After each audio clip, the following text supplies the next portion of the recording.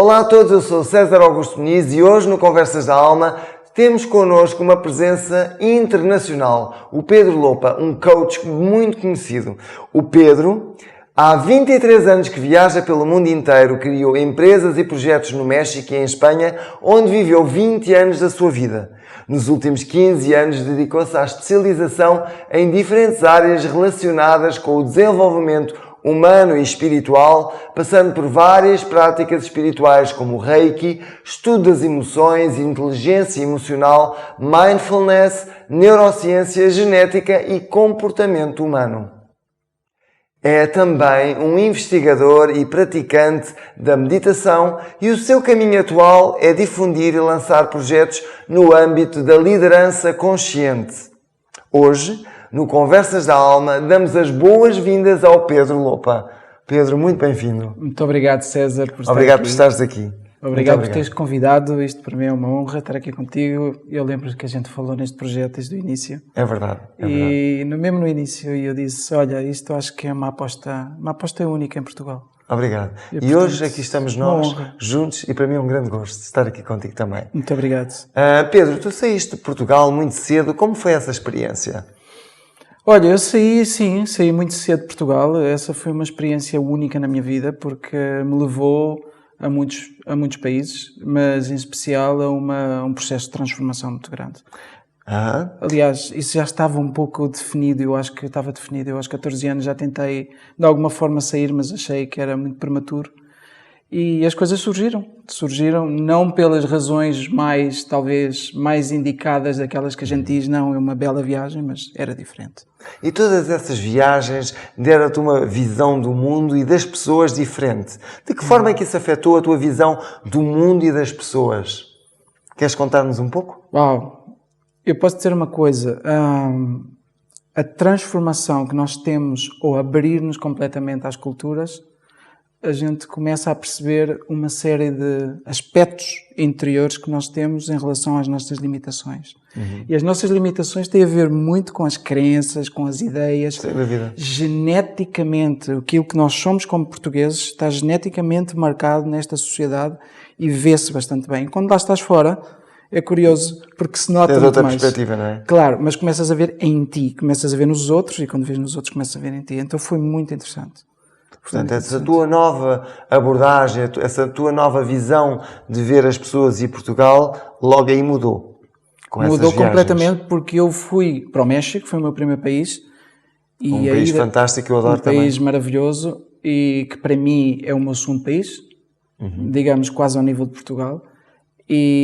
Mas o choque foi muito grande. Os meus primeiros 2 anos foram muito chocantes. Sim, porque é uma cultura diferente da nossa. Eu cheguei com 27 anos, 28 anos. Portanto, ainda estava naquela fase de começar a amadurecer, ainda faltava muita coisa. Portanto, eu fui aprender, naqueles 7 anos que lá tive, fui aprender grande parte daquilo que sou hoje como homem. E tinhas saudades de Portugal? Não. Tinha, por outra razão, pelos meus filhos que estavam aqui. Ok. Essa foi foi uma parte muito, muito dura. Porque tu encontras um choque muito forte, que é, vês crianças na rua que dormem na rua. Crianças de 1 ano, 2 anos, e que pedem dinheiro nos semáforos, mas fazendo qualquer coisa, dão-te um serviço, não estão a pedir dinheiro, dão-te um serviço. Fazem palhaçadas. Só que aquilo era muito chocante para mim, porque os meus filhos eram muito pequenos, e aquilo foi muito duro. Foram 2 anos extremamente duros. Mas certamente, interiormente, foi uma grande aprendizagem. Começou a ser uma grande aprendizagem a partir daí. E como é que tu vias Portugal desde fora? Olha, estando lá no México, pensando em Portugal, como é que tu vias Portugal e os portugueses? Ao princípio havia uma grande arrogância do europeu, branco, aquela história que tu chegas, és superior. Mas não era essa superioridade, era aquela coisa que tu olhavas para as coisas e dizias, isto aqui pode-se arranjar desta forma. Tudo era fácil de solucionar. Eu chegava, tudo era fácil de solucionar. Até que um dia tive uma mestra, daquelas mestras da vida que aparecem na tua vida, que diz assim, olha Pedro, ou te adaptas ou agarra no voo e vai-te embora. E aquilo, eu deixei aquilo refletir durante um dia ou dois e aquilo bateu-me bem dentro, bem consciente. Eu disse assim, ela tem razão. Eu tenho que emergir completamente na sociedade para entender. E foi a partir daí... Tinhas de fundir com a sociedade. Totalmente. Essa fusão com a sociedade, eu também tive a sorte de viver entre famílias mexicanos. Ah, boa. Sim, tive essa sorte, eu não vivia isolado, eu não tinha amigos portugueses, nunca tive até ao fim. E, portanto, essa fusão foi extraordinária e a partir daí eu comecei a ver. E houve também uma conversa que eu tive com um embaixador mexicano aqui em Portugal, numa vez que eu vim, em que ele disse... Por acaso eu já trabalhei com eles. Sim? Com o embaixador, sim, na Fundação Oriente. Ele disse-me uma coisa que Muito para simpáticos. mim foi super chocante. Super chocante e na altura eu não percebi. Ele disse-me assim, vocês os portugueses conduzem muito mal. São péssimos condutores. Disse isso. Claro, e aquilo, o ego, sabes, aquela coisa, Claro, o ego, claro. nós achamos que conduzimos Claro, bem, claro. e todo o português acha que conduz bem. E eu, aquilo ficou-me ali atravessado. Eu disse assim, um dia vou-te responder a isto. Fiquei com aquela. Isto foi antes de ir para o México. Quando eu cheguei no México, comecei-me a perceber como é que eles conduziam. Conduziam como loucos, conduzem como loucos. É uma Sim, loucura é uma total. loucura. Eu lembro na cidade do México. Só que ele tinha razão. Eles sabem conduzir. É como os indianos. Eles sabem conduzir e nós não sabemos conduzir. Sim. E eu lá aprendi a conduzir. Eu achava que sabia conduzir. E foi lá que eu aprendi a conduzir. Andar no meio daquele caos No meio aparente. daquele caos aparente de onde há uma condução defensiva, onde há uma condução que é cuidadosa, mas é louca, mas ao mesmo tempo... E nós aqui somos extremamente agressivos. Somos muito agressivos. Inclusive, eu via de Portugal a forma como nós libertamos as nossas emoções no carro. Sim. Porque nos outros lados somos super polites. Temos esta coisa muito inglesa sim, de super sim. polites, então eu estou contigo. Mas cá a história muda. Exatamente. E, portanto, eu comecei a ver Portugal desde outra forma. Então, eu vinha cá e tinha muito conflito com a família, porque não me adaptava.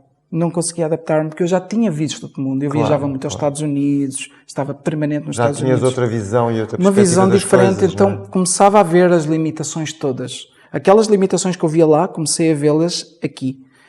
E aí começou o choque consciente. Começou o choque consciente comigo mesmo. Eu não estava a ver o problema em Portugal, eu estava a ver o problema em mim. Porque eu era aquilo que eu via Claro. aqui. E então aquilo começou ali a badalar, sabes? Começou a fazer ali aquele movimento e a partir dali... E com aquilo que eu vivi no México é impressionante, porque tu sabes, já lá tiveste, existe efetivamente naquele território um nível energético, um nível Muito elevado, consciente muito elevado. Os maias. Aquele pré-hispânico que tem a ver com os maias, tem a ver com os aztecas, tem a ver com muitas civilizações, realmente está Muito avançadas, aliás. muito avançado, está muito misturado. Há 32 línguas e dialetos no México. Sim, mas sente-se. Sente-se a Sente-se energia muito. brutal que Sente-se emana muito. dos monumentos maias que ainda estão ativos, não é? Não são monumentos adormecidos. Não. Eles estão ativos. É uma história muito Muitos interessante. deles estão ativos, Estão mas, ativos. Não é, mas hoje não iríamos falar nisso. Não. Aliás, eu até te queria perguntar onde é que se deu a tua transformação, a tua grande transformação de empreendedor para um ser mais consciente. Ou seja, deixares do empreendedorismo para um ser mais consciente, mais trabalhado interiormente, com mais consciência do mundo, das coisas, de ti próprio. Onde é que se deu essa transformação? O México foi importante, porque o México foi como um lavar de cestos, estás a ver? Eu senti que era uma lavagem. Quando dizes cestos, que de capas, porque há uma... de camadas, não é capas, camadas? Sim, mas é porque há um... Eu não vou contar a lenda do mestre e do aluno, que conta um bocado isso, não é? Que o mestre mandava o aluno com o cesto a buscar água, só que aquele cesto era aqueles cestos que se usa nas vindimas, e ele ia buscar água ao rio e trazia, quando chegava a água já tinha saído pelos... Já tinha escoado. E ele perguntava-lhe o que é que tinha acontecido ali, o que é que ele tinha aprendido naquela viagem para ir buscar a água ao rio. Ele dizia que o cesto perde água. Ele dizia, não, volta outra vez. E foram 5, 6, 7 vezes, e à 7ª vez ele disse, o que é que tu aprendeste? E o aluno já estava furioso, já disse, o que é que eu tenho que aprender aqui? Ele disse, a única coisa que eu vejo é que o cesto está mais lavado. E ele disse, finalmente aprendeste a lição. Não se trata de estar perfeito, mas de ir lavando o cesto. E eu acho que o México foi essa lavagem. Ok. Tantas vezes, e A começou a lavagem abrir. do teu ser, Do meu das ser. diferentes camadas. Mas abriu quando eu fui para Barcelona. Ok. Quando eu saí do México, fui para os Estados Unidos, tive uma pequena temporada nos Estados Unidos, aí para Barcelona, onde eu vivi 9 anos. E no início de Barcelona foi quando começou a abrir absolutamente tudo. Mas teve muito a ver com aquilo que eu trazia do México, esse lavar do cesto. É muito interessante essa analogia que tu fizeste do lavar do cesto. É muito interessante porque, na realidade, nós temos várias camadas, não é? Que vamos, muitas vezes, purificando, limpando e conhecendo, não é? Porque há muitas camadas no nosso ser, muitas dimensões, e nós vamos conseguindo, trabalhando interiormente, a pouco e pouco, chegando um pouco mais ao núcleo, não é? Certo. Conhecendo cada vez mais o núcleo, que é o teu caso, tens trabalhado a esse nível. E falaste-me também da importância, isto off records, falaste-me um pouco da importância da dor e da relevância que a dor teve nesse teu processo de aperfeiçoamento. Queres partilhar um pouco como é que a dor pode ser um motor de aperfeiçoamento num ser? Neste caso, eu respondia com 3 ou 4 palavras, embora te vá responder mais, que seria... Sim, estás à vontade. A dor foi o passaporte da minha liberdade. E ficaria aqui. Mas vou um bocadinho... Mas queres explicar um pouco mais para as pessoas Vou. Ficaria aqui porque isto diz tudo. Mas igual não diz... A muita gente se calhar não vai dizer nada. Certamente não, portanto, não conseguem apanhar. Não, porque eu vou explicar um bocadinho. Desde aquele processo que cheguei, a minha dor, eu vim de uma separação forte, dura, ainda por cima com os meus filhos aqui. Sim, qualquer separação com filhos é... Todas as separações são extremamente duras. Mas umas mais duras do que outras, como Sim, mas independentemente de quem toma a decisão, acaba por haver essa dureza. E aquela separação com os meus filhos foi extremamente dura para mim. Aliás, eles nunca lhes transmiti essa minha sensação e senti muita culpabilidade durante muito tempo. Essa dor estava ali. Eu vivi durante 7 anos no México, eu tinha 2 empresas e vivi numa loucura de stress. Eu passava a vida em aviões, mas estava feliz. A cidade do México são 22 mil habitantes. Milhões de habitantes, não 22 mil. 22 milhões. Uma cidade muito poluída, que estás a 2.000 e tal metros de altura. Sim. São muitos fatores. E aquilo foi acumulando. E começou a haver uma dor aí. Mas foi em Barcelona já aqui há uns anos atrás, uns 7, 8 anos atrás, onde eu entrei num profundo processo de depressão durante um ano.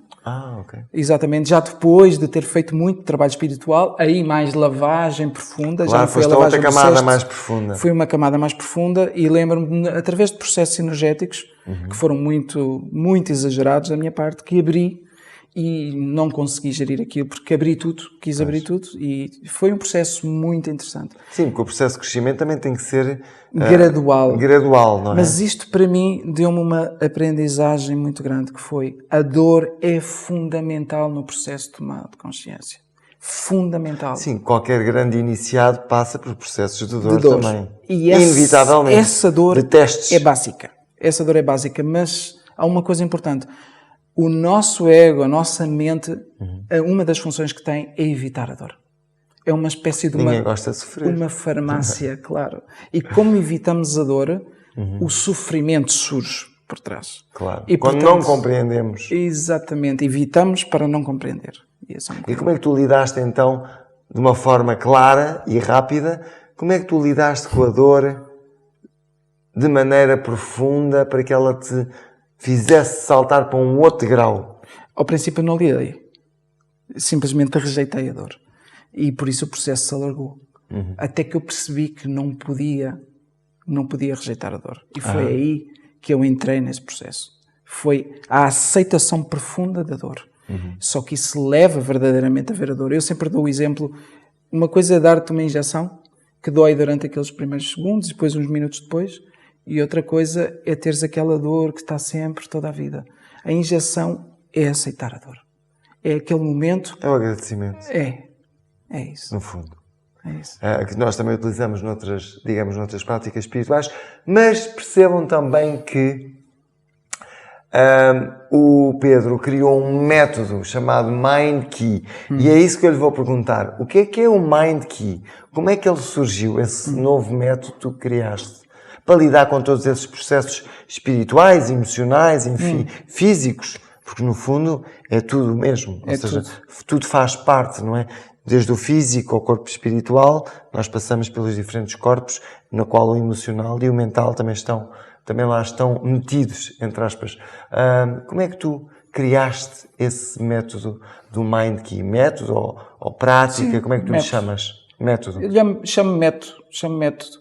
15 anos. Foram os 15 anos da minha da minha experiência pessoal, daquilo que fui experimentando com outros, com a mistura de uma série de metodologias, De ensinamentos e de experiências. e de muita coisa minha que ia surgindo, algumas coisas que eu nem sabia de onde é que vinham e que iam surgindo, e eu ia pondo, e depois percebia que aquilo era um método não sei de onde. E porquê que se chama Mind Key? Mind Key, eu juntei duas coisas. Porque Ki é aquela energia que nós sabemos. Ki, juntei, em japonês? Sim, um pouco para o agradecimento que eu tenho ao Reiki, Ok. que foi talvez o grande Impulsionador. o impulsionador de todo o meu movimento. E, portanto, o Ki vem desta nossa energia pessoal, não é? Sim, sim. Que é básica. Da energia vital. E o Mind vem de mindful, de Portanto, ser mind consciente. de mente, de mindful, de ser consciente. Não vem de mente, de mind, mas vem vem de de mindful, de ser consciente. Ser consciente de si mesmo. Portanto, é o ser consciente também junto com a nossa própria energia. E para mim isso é aquilo que surgiu. E, portanto, e quais são os 5 pilares? Tu falaste-me em 5 pilares. Sim. Quais são esses 5 pilares para as pessoas entenderem que neste novo método que o Pedro criou existem 5 pilares? Quais são eles? Eu criei 5 pilares porque é uma espécie de um caminho. E vendo o caminho, o primeiro passo é nós tomamos consciência de nós próprios e especialmente para tomar consciência de nós próprios nós percebemos que somos um piloto automático. E portanto o primeiro passo não é chegar mais longe do que perceber o que é que a gente faz. Aquela coisa automática que somos. Reagimos em piloto automático. Tudo. Eu entro no carro, vou direito àquilo, às vezes até me engano, porque eu meto o piloto automático. Totalmente. E quando estou consciente, isso não acontece. Claro. Então eu sinto que essa parte é extremamente importante porque tu, enquanto não perceberes o ridículo que nós fazemos na vida, de não ser consciente sequer de nós... Não estamos despertos. Nada. Suficientemente. Estamos completamente a dormir em relação a tudo. E já não quero falar em exemplos. Essa primeira parte é importante. A segunda parte, e antes de passar a uma parte mais profunda, a segunda parte é percebermos o nosso lado energético. Como é que funciona a nossa energia? Então eu faço uma espécie de... Para ser simples, uma espécie de contabilidade energética, que é o deve e o haver, em que nessa contabilidade energética é onde é que eu perco energia, onde é que eu ganho energia. Ok? Há coisas muito simples, extremamente simples, para que eu possa entender no fim do dia onde é que eu realmente estou a perder e onde é que estou a ganhar energia. Portanto, tu durante os workshops em que tu introduzes este novo método, através desses pilares, tu dás instrumentos às pessoas para elas poderem utilizar na prática, na vida diária, aquilo que é o método Mind Key. Exatamente. Na primeira parte é mais simples, depois começa a evoluir e começam a usar outros métodos. Na terceira parte, entro no ponto onde eu gosto muito de entrar, que é... Digamos, o terceiro pilar. O terceiro pilar, exatamente. O terceiro pilar, entramos num ponto que é extremamente importante, que é como é que nós podemos tomar consciência totalmente de nós em relação à nossa dor e ao nosso sofrimento.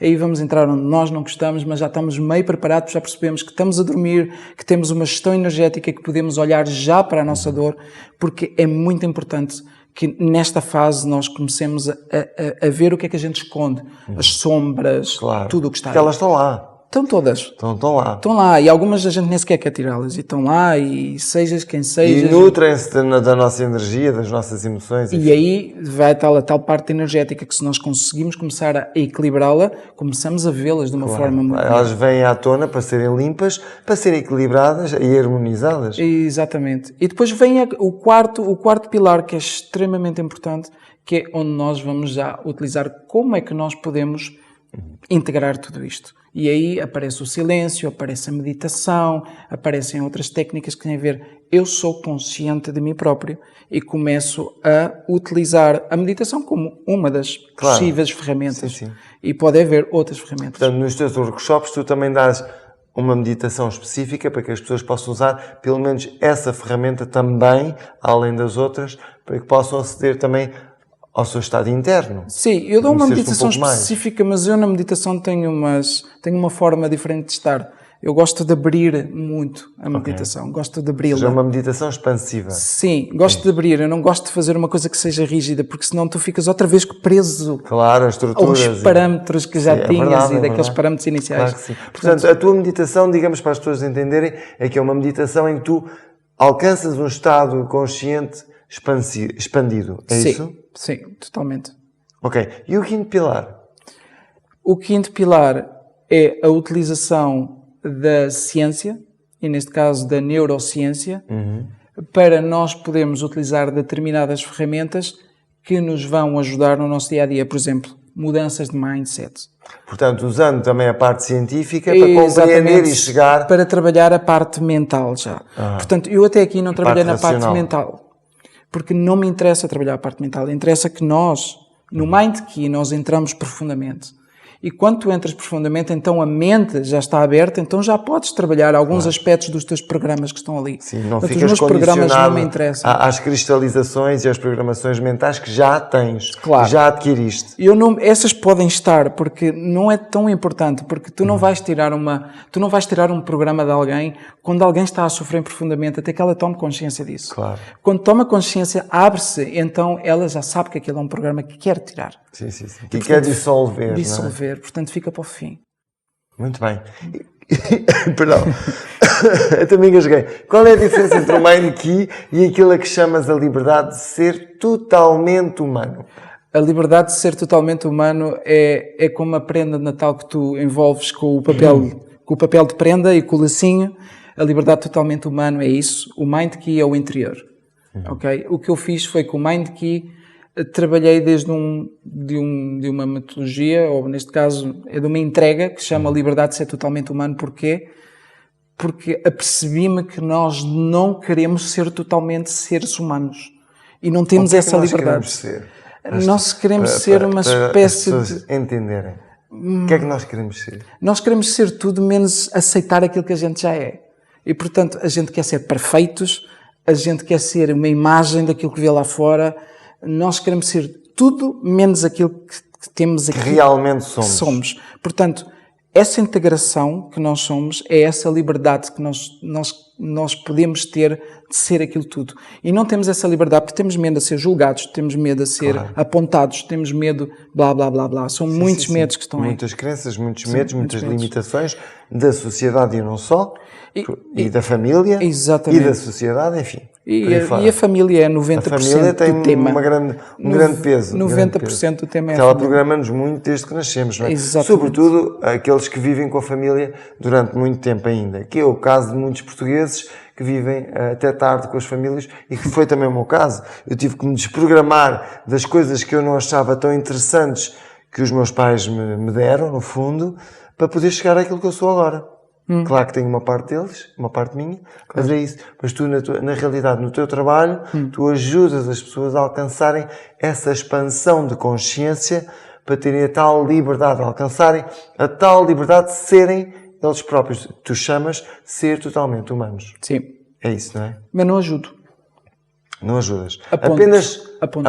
Apontas e forneces as ferramentas para que elas possam... Aponto direções que podem ser válidas ou não ser válidas. No fundo, tu estás a apontar direções, estás a sintonizar a energia dessas pessoas com aquilo que elas necessitam de ser conscientes. Sim, há ali um movimento, sim, de sincronização que muitas vezes é muito pouco perceptível. Pois. Se é um trabalho individual, então isso aí é muito forte. Se é um trabalho coletivo... Claro. Também existe esse movimento. Mas é mais subtil. Mas é mais subtil, exatamente. O outro é... Mas tu estás consciente desse processo, as pessoas é que pouco a pouco vão apanhando. Sim. Não é? E não há nenhuma intenção da minha parte em haver nenhuma mudança em ninguém.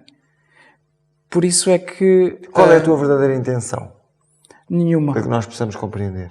Nesse aspecto, nenhuma. A minha única intenção é que as pessoas percebam que estão a dormir.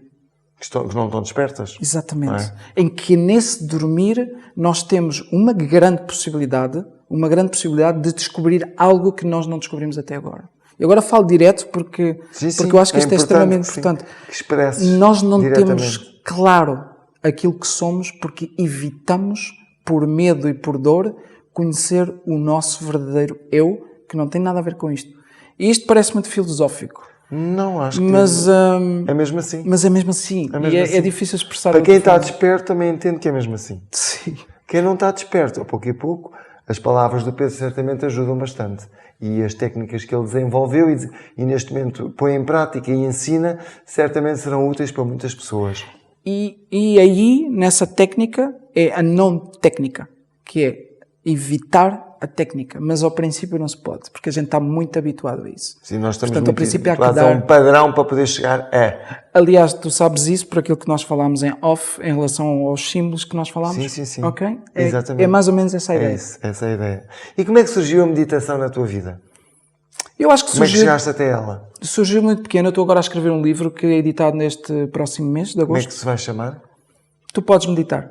Tu podes meditar. Portanto, já Sim. sabem, Tu podes meditar, vai sair no próximo mês Em espanhol ainda. em espanhol. Depois portanto, em só para os português, eu espanhóis. espero que Para o Natal, Barcelona, para Espanha, para a América para Latina. Madrid Sim. e não só, para os países hispânicos. Aliás, de vai língua ser hispânica. lançado no próximo mês no México, vai ser o primeiro país, e a certamente vai ser Colômbia um o sucesso. segundo e depois o Peru. E portanto, mas vai estar no Amazon e portanto em breve é fácil traduzir, é um mini livro. E eu conto no livro que eu comecei a meditar sem saber quando era muito pequeno. Mas a meditação aparece na minha vida quando eu estava no México. Eu comecei a meditar no México. Aliás, para mim era aberrante e era horrível e eu não gostava e aquilo fazia-me... Porque tu já vinhas de um estado acelerado de empreendedor, de Sim. empresário, etc. E claro que parar, ouvir, escutar, era difícil. Não, e não só isso. E não eram meditações guiadas.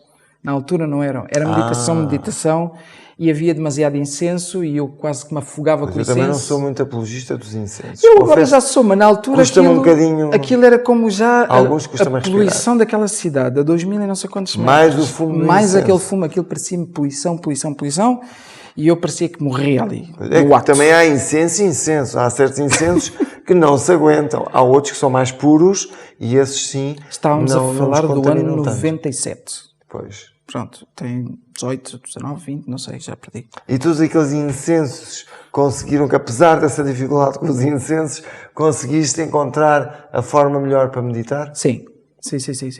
Ao princípio comecei com as meditações guiadas e fui por aí, e depois comecei a abrir-me, e tem sido uma evolução e uma investigação. Eu gosto muito de investigar o tema da meditação. Portanto, tu também és um investigador nesse campo, no campo espiritual. Sim, investigo muitas coisas. Mindfulness, nos campos de não dualidade, muita coisa. Vou investigando, vou vendo, vou lendo, vou experimentando. Muito bem, sim, qualquer investigador, não é? Vai Vou experimentando. experimentando, senão- Usando ou não o método científico, usando a intuição, nós vamos experimentando. Sim. Não é? Portanto, eu também sou um investigador nato e compreendo perfeitamente aquilo que tu queres dizer, porque nós, para chegarmos a um determinado nível de conhecimento ou sabedoria, temos que ir experimentando. Não há outra forma. Sim. Não é mental. O conhecimento não é mental. É feito é adquirido através da experiência, da vivência. Mas o que é que tu ofereces a quem chega até ti, aos teus workshops? O que é que tu ofereces, além do Mind Key? Ofereces algo mais? Exatamente, e para usar as tuas palavras anteriores, todos os meus workshops ou retiros que faço são todos experienciais. São totalmente experienciais. Portanto, ofereces experiências às pessoas. Exatamente. O que faço agora é mentoring, isto é one-to-one, pessoa a pessoa. Faço uma sessão de mentoring que é muito difícil de explicar. Muitas vezes o que faço é dou uma possibilidade de fazermos uma meia hora de experiência online ou presencial para a pessoa perceber o que é e percebe.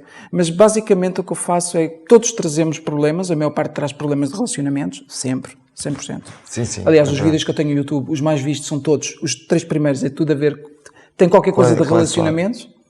E o primeiro é um que diz porque eu agradeço às minhas relações tóxicas. Esse é, uau! Esse, para quem tem relações tóxicas. Relações tóxicas, quer saber Tem que porquê ver os vídeos agradeço do às Pedro. relações tóxicas. É lógico entendê-lo, mas é interessante. Portanto, a nossa grande Aliás, problemática é as relações. Queremos ok. as relações. Portanto, toda a gente que aparece põe uma relação ali pelo meio. Já seja com o pai, com a mãe, com a mulher, com o marido, blá, blá, blá. E nesse aspecto, aquilo que eu faço normalmente é fazer o Lego. Porque tu consegues começar a perceber conscientemente quando começas a separar do todo, que a gente sabe que há um todo unido, mas que tens que separar para depois fazer o todo. Porque nós estamos habituados a... E se tu começares a separar, eles começam a perceber. Começamos a perceber como seres humanos que ao separar é muito mais fácil. Muito bem. E, portanto, é isso que eu faço, além dos retiros, retiros de mindfulness, retiros de Mind Key e os próprios workshops de Mind Key também. Muito bem. E sei que estás em algo que é o teu sonho de criança. Que projeto é esse? Queres partilhar connosco? Sim, tem a ver com a liderança consciente. E a liderança consciente, para mim, é algo que eu desde pequeno, que eu sabia, não que era liderança consciente, mas que eu ia estar com líderes, mas eu não sabia porque. Eu sonhava com isso, eu sonhava acordado com isso, que ia estar com líderes, mas não era tipicamente fazer fotografia com o líder, estar ao lado do Obama fazendo uma foto. Trabalhares com eles. Mas trabalhar com eles e eu não sabia como. E comecei-me a perceber e hoje em dia esse é um projeto muito importante para mim. Era o teu desejo também? Sim. De alma? Sim, era uma coisa que eu não percebia e que foi pouco a pouco. E há 5 anos comecei a escrever. Tornando-se realidade. Sim.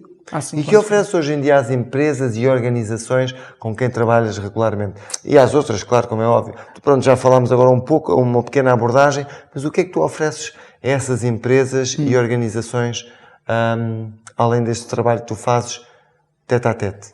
Essa é uma pergunta muito importante porque exatamente o que eu vou começar agora em agosto é um tour pela América Latina de 2 meses, que termina em outubro, e vou estar em 3 países pelo menos, e onde vou estar é a trabalhar com empresas e por 2 formas. Primeiro há uma conferência, porque essa conferência permite tomar consciência. E na conferência vamos falar o que é que são os líderes conscientes, como é que o líder consciente funciona e como é que ele realmente pode ser um fator de transformação para o mundo. Mas também quem é que já está a fazer, que benefícios económicos existem para a empresa, para ele e que benefícios pessoais. Porque o líder consciente que eu estou a pôr em cima da mesa aos líderes, às empresas, às organizações, é um ser que está totalmente consciente de si mesmo. Está integrado. E normalmente os empresários, normalmente os líderes, aquilo que querem é para a minha equipa. Para a minha equipa eu quero dar-lhes tudo do melhor. Não trabalham só... Mas não trabalham para o todo. Começa por eles. Claro. E quando eles veem essa visão é integrada na organização. Claro. E portanto, é um trabalho. E cria transformações. E cria transformações. Portanto, o que eu estou a fazer nas empresas é esse processo. Tenho workshops, mas depois tenho um projeto muito interessante que está a ser lançado, que é embrionário no mundo, e que eu vou lançar na América Latina em espanhol, porque é quase a minha primeira língua. O português chama-se meio atabalhoado. Vamos trabalhar um projeto de outsourcing dentro das empresas, onde a minha equipa faz um trabalho profundo dentro das empresas para poder transformar essa empresa numa empresa consciente junto com os seus líderes. Fantástico.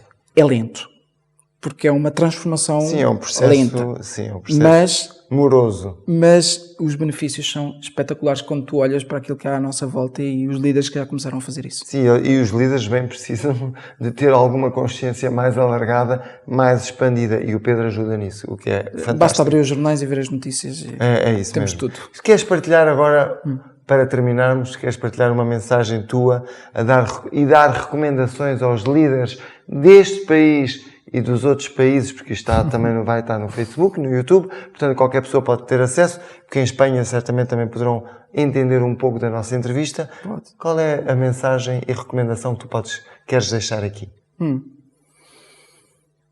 Que se olhem mais em si mesmos, que a transformação no líder consciente não é uma moda. Não é uma moda porque é algo que está dentro de nós já. E não tem nada a ver com o espiritual, porque espiritual já somos todos, portanto não tem nada a ver com o espiritual.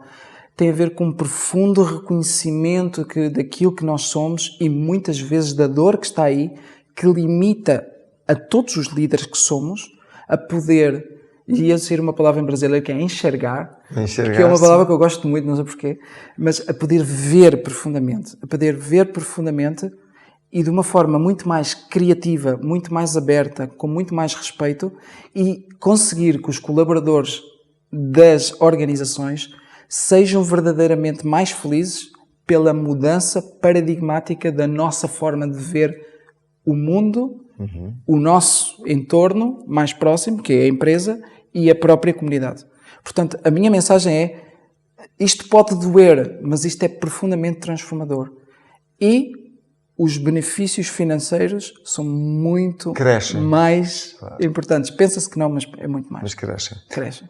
Pedro, muito obrigado por esta generosa partilha. Obrigado eu, foi maravilhoso. Foi fantástico e muito sucesso para o teu trabalho, para os teus projetos. Certamente vais ajudar muitos líderes e não só, e pessoas a compreender um pouco mais sobre o que é ser humano, totalmente ser humano, não é? E com liberdade, que é importante, com tanta limitação que nós temos e criamos à nossa volta também já nos mídias, em todo lugar. Portanto, isso é fantástico e nós agradecemos muito o teu trabalho e a tua presença.